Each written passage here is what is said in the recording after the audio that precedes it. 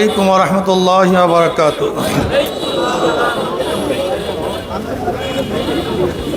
نحمد ونصلي على رسوله الكريم أما بعد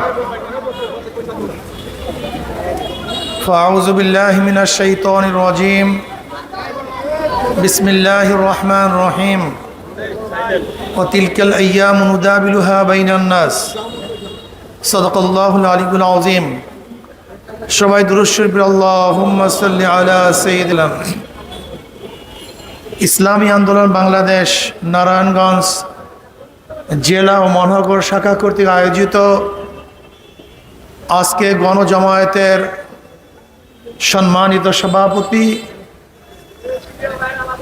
মহাসচিব কেন্দ্রীয় নেতৃবৃন্দ সহ সকল স্তরের জনগণ ভাইয়েরা আমার,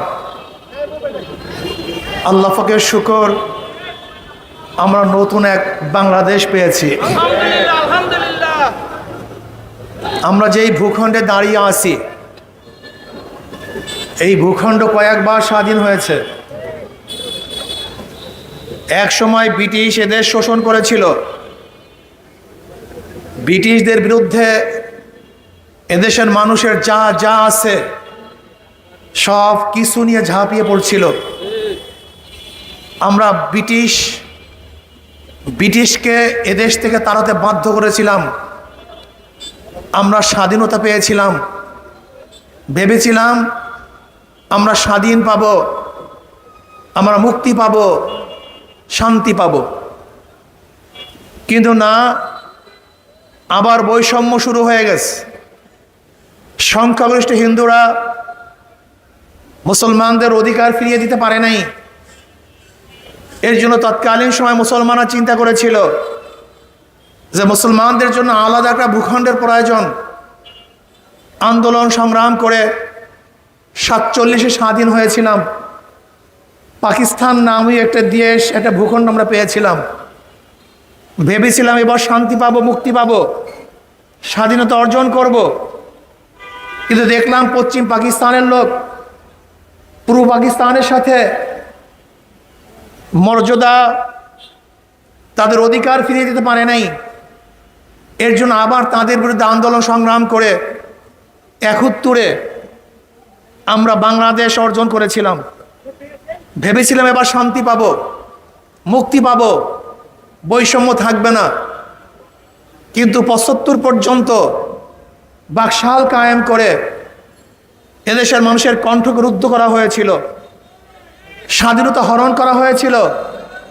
আবার মানুষ ক্ষিপ্ত হয়ে 15 আগস্টের ঘটনা ঘটিয়ে ভেবেছিল মানুষ শান্তি পাবে, মুক্তি পাবে। কিন্তু এরপরে আমরা দেখলাম আমরা শান্তি পাই নাই, মুক্তি পাই নাই। যারা স্বাধীনতার পরে এই 53 বছর পর্যন্ত যারা শাসন করেছে, তারা আসলে মানুষের অধিকার ফিরিয়ে দিতে পারে নাই। এদের স্বাধীন হয়েছিল 3টা স্লোগানের ভিত্তিতে: সাম্য, মানবিক মর্যাদা, সামাজিক ন্যায় বিচার। কিন্তু এই 53 বছরে সাম্যতা মানুষ দেখে নাই। সাম্যতা কি মানুষ জানেও না।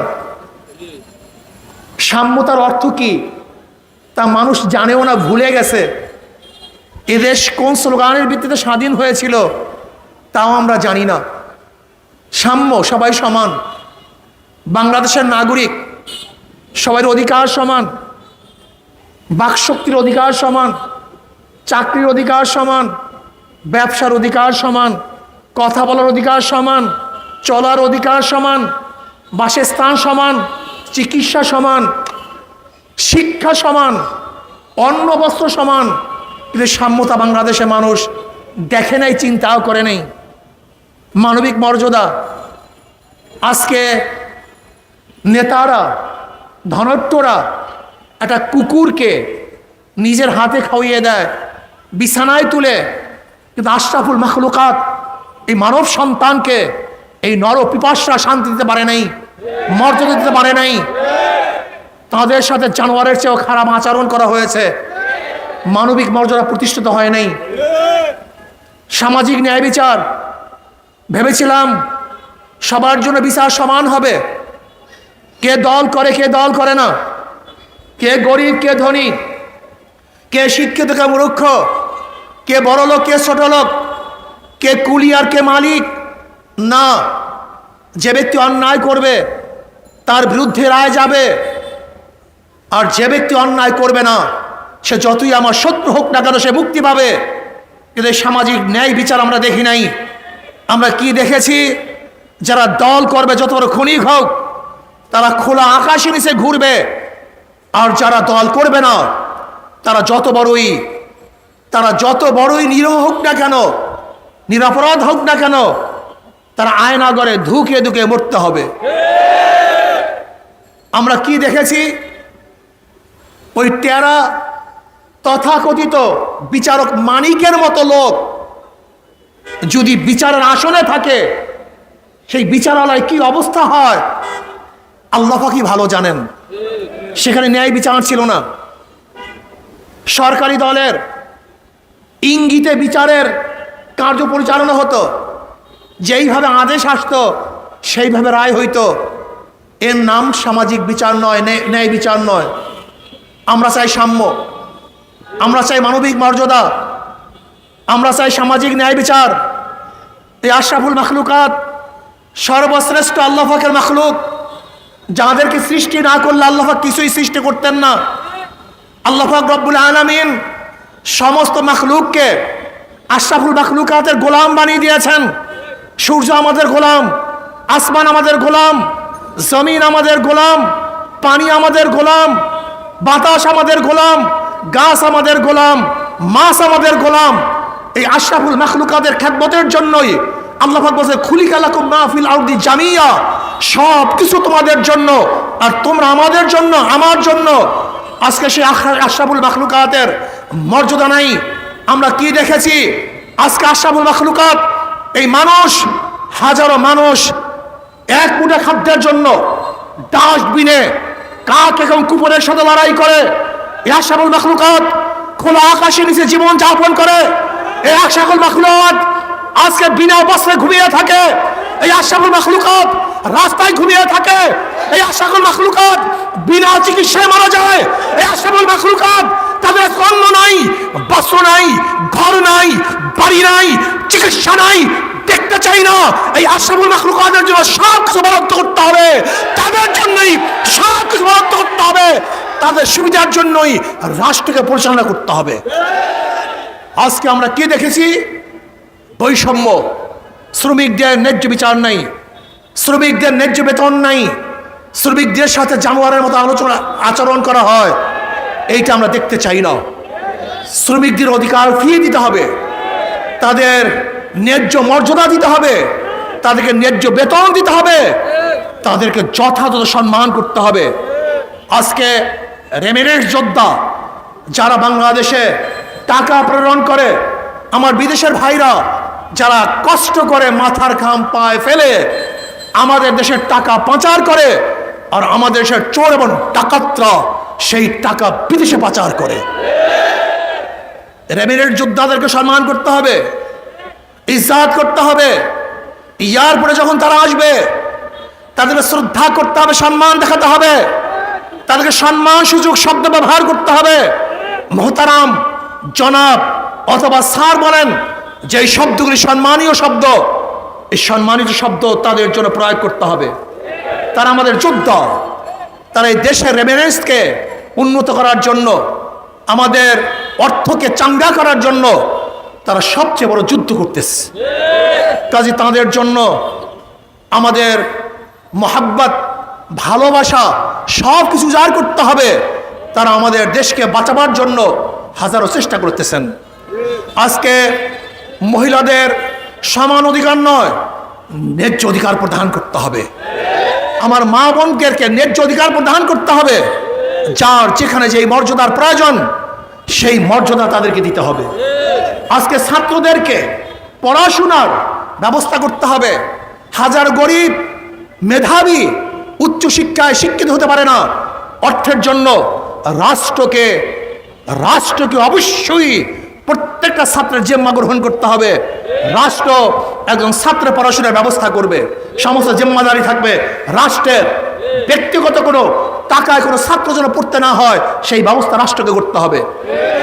আমি আজকে লিডারদেরকে বলবো, মালয়েশিয়ার প্রেসিডেন্ট মাহাথির মোহাম্মদ অসুস্থ, তাকে অপারেশন করতে হবে। সবাই পরামর্শ দিয়েছেন আমেরিকা যান, ইংল্যান্ড যান, অপারেশন করেন। তিনি বলেছেন না, আমার দেশে হসপিটাল করো, আমি এখানে চিকিৎসা করব, অন্য জায়গায় আমি চিকিৎসা করব না। আজকে ওই দেশের লিডারদেরকে বলবো, তোমরা বাহিরে চিকিৎসা নাও, কিন্তু আমাদের দেশের হসপিটালের অবস্থা কি? 12টা বাজিয়ে দিয়েছো, এখানে কোনো চিকিৎসা বলতে কিচ্ছু নাই। প্রত্যেকটা লিডারকে বাংলাদেশে চিকিৎসা নিতে হবে, তাহলে ইনশাআল্লাহ আমাদের হসপিটালগুলি উন্নত হবে। আপনারা দেখেছেন এদেশের প্রত্যেকটা লিডারের সন্তান বাহিরে পড়াশোনা করে, সমস্ত সন্তান বাহিরে পড়াশোনা করে, অথচ আমাদের গরিব সন্তানরা এদেশে পড়াশোনা করে, তাদের জন্য উপযুক্ত সেই প্রতিষ্ঠানের ব্যবস্থা করা হয় নাই। কাজে আমরা চাই লিডারদের সন্তানরা এদেশে পড়াশোনা করবে, বাহিরে যাওয়ার সমস্যা নেই, কিন্তু আমাদের দেশের পরিবেশকে, শিক্ষালয়কে বিদেশি ইউনিভার্সিটির মানে গড়তে হবে। এরপর আজকে রাস্তার যানজট, চাঁদাবাজি, এই চাঁদাবাজি বন্ধ করতে হবে। আজকে 5ই আগস্টের পরে আমরা কি দেখেছি? সেই চিহ্নিত গোষ্ঠী আবারও চাঁদাবাজি শুরু করেছে, দখলদারি শুরু করেছে, ঘাট দখল, ঘর দখল, রাস্তা দখল, চাঁদাবাজি শুরু করেছে। আমরা চাঁদাবাজদেরকে আর দ্বিতীয়বার ক্ষমতায় দেখতে চাই না। চাঁদা মুক্ত বাংলাদেশ চাই, সন্ত্রাস মুক্ত বাংলাদেশ চাই, ধর্ষণ মুক্ত বাংলাদেশ চাই, জুলুম মুক্ত বাংলাদেশ চাই। এই জুলুম মুক্ত বাংলাদেশের জন্য প্রয়োজন হলো যারা দোষী, চিহ্নিত খুনি, অপরাধী, কোন অবস্থাতেই তারা নির্বাচন করতে পারবে না। পিআর সিস্টেমে নির্বাচন চাই, সংখ্যানুপাতে হারে নির্বাচন হবে। যদি পিআর সিস্টেমে নির্বাচন হয় তাহলে পেশির শক্তির ব্যবহার করতে পারবে না, টাকা দিয়ে ভোট কিনতে পারবে না, জুলুম থাকবে না, খুন থাকবে না, কেন্দ্র দখল চলবে না, মার্কায় ভোট দিবে। যেই মার্কায় যত পার্সেন্টেজ ভোট পাবে ওই পার্সেন্টেজ অনুযায়ী সেই দলের প্রতিনিধি সংসদে থাকবে। ধরে নেন যদি হাত পাখা মার্কা 30% ভোট পায়, তাহলে 100 জনের মধ্যে 100%-এর মধ্যে 30%-এ যতগুলি সিট, সেই পরিমাণের সিট তারা সংসদে যাবে। অর্থাৎ যদি মার্কা আপনারা ভোট দেন তাহলে অবস্থাটা কি হবে? দল নির্ধারণ করবে কাকে সংসদে পাঠাতে হবে, দল নির্বাচন করবে কোন ব্যক্তিকে সংসদে পাঠাতে হবে। তাহলে দল কোনো অবস্থাতেই চোর, গুন্ডা, বদমাশকে সংসদে পাঠাবে না। যদি দল চোর, গুন্ডা, বদমাশকে সংসদে পাঠায় তাহলে দেশের জনগণ দ্বিতীয়বার তাদেরকে আর ভোট প্রদান করবে না। এর জন্য সমস্ত সমস্যার বড় সমাধান হলো পিআর সিস্টেমে নির্বাচন করতে হবে। আমরা মার্কায় ভোট চাই, ব্যক্তিকে ভোট দিতে চাই না। যে যত পার্সেন্টেজে ভোট পাবে ওই পার্সেন্টেজ অনুযায়ী তাদের প্রতিনিধি সংসদে থাকবে। তাহলে বাংলাদেশের সমস্ত জনগণের একটা সরকার হবে, সমস্ত জনগণের প্রতিনিধি থাকবে। তাহলে সবার ভোট কাজে লাগবে, সবার প্রতিনিধি যখন কথা বলবে তখন এটা গণমানুষের সংসদ হবে আর গণমানুষের উপকার হবে। সেখানে হিন্দুরাও কিন্তু পার্সেন্টেজ অনুযায়ী তারা বিশাল একটা সংখ্যা তারা সংসদে যেতে পারবে। কাজে পিআর সিস্টেমের নির্বাচন আমরা বাংলাদেশে দেখতে চাই। কি সবাই রাজি আছেন ইনশাআল্লাহ? এখন থেকে আওয়াজ তুলতে হবে, পিআর সিস্টেমের সংখ্যানুপাতিক হারে আমরা নির্বাচন চাই, মার্কায় নির্বাচন চাই, কোনো ব্যক্তিকে আমরা ক্যান্ডিডেট চাই না। তাহলে গ্যাঞ্জাম, গুন্ডামি আর থাকবে না। এরপর আসুন আজকে অন্তর্বর্তীকালীন সরকারকে বলবো, আপনাকে ভালোভাবে মনে রাখতে হবে বৈষম্য বিরোধী আন্দোলন, যদি আপনি বৈষম্য সৃষ্টি করেন তাহলে এদেশে আবারও আন্দোলন শুরু হবে, আবারও এদেশের মানুষ রাস্তায় ঝাঁপিয়ে পড়বে। এর জন্য খুব সতর্ক অনুযায়ী দেশ পরিচালনা করতে হবে। আওয়ামী লীগকে বলবো, আপনারা যা করেছেন তারা প্রাপ্তি আপনারা পেয়েছেন, কিন্তু আমি সমস্ত খুনিদের বিচার চাই, সমস্ত জালেমদের বিচার চাই, অন্যায়কারীদের বিচার চাই, কিন্তু অপমান চাই না, জুলুম চাই না, অপমান চাই না। বিচার হবে, অপমানের প্রয়োজন নেই। আমরা কি দেখেছি, আসিফ মাহতুবের মতো একজন প্রফেসরকে যখন কোর্টে নিয়ে যাওয়া হয়েছে, রশি বেঁধে তাকে নিয়ে যাওয়া হয়েছে। কেন? এটা অপমান। আমরা বিচার চাই, অপমান চাই না। সম্মানিত ব্যক্তিকে সম্মান করতে হবে। যে ব্যক্তি নির্দোষ তাকে নির্দোষ ভাবেই চিহ্নিত করতে হবে।